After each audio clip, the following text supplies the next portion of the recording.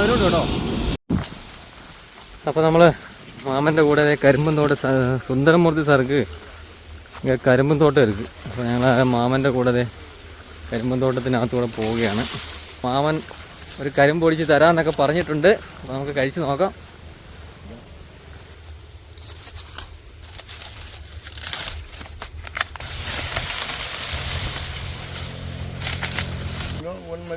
ഒന്ന് മതി.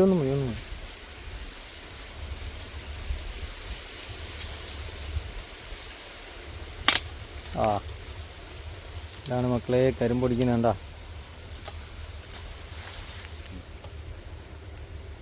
അപ്പോൾ നമ്മൾ തന്നെ കരിമ്പ് പൊടിച്ചെടുത്തിട്ടുണ്ട്. നമുക്ക് കുറച്ച് തണലത്ത് പോയി വന്നിട്ട് ഒന്ന് കഴിച്ച് നോക്കാം കേട്ടോ.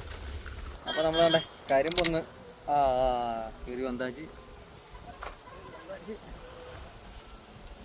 നമുക്കിത് പൊടിച്ചൊന്നും എക്സ്പീരിയൻസ് ഇല്ല എങ്കിലും നമുക്ക് നോക്കാം. തമിഴ്നാട്ടിൽ നിന്ന് വരുന്ന നമ്മുടെ കേരളത്തിൽ വരുന്ന ഈ കരിമ്പ് കേട്ടോ. അപ്പോൾ നമുക്ക് ഇവിടെ വെച്ചൊന്ന് കഴിച്ച് കഴിച്ചാൽ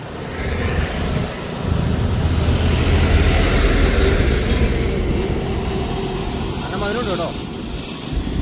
സൂപ്പർ മധുരം ഇരിക്കും കേട്ടോ, അടിപൊളി മധുരം.